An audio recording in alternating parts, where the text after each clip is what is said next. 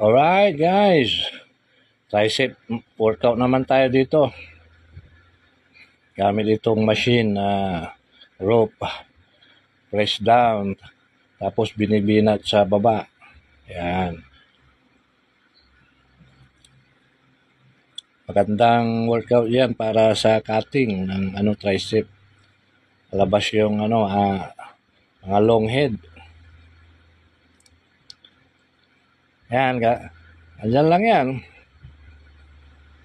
I-press mo sa baba, bibinatin mo yung lubid para makita yung, malabas yung mga cutting. Yan.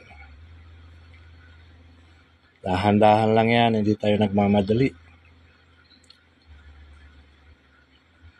Dapat yung form pa rin yung yung mga iba, kahit hindi naka-form, basta tira ng tira. Tayo kasi nasanay na tayo sa form. Yan. Sabay muscle flex para makita yung lumabas yung cutting. Kaso may ilaw. Masyadong makita. Alright. Thank you for watching. See you in my next video. Okay, alright.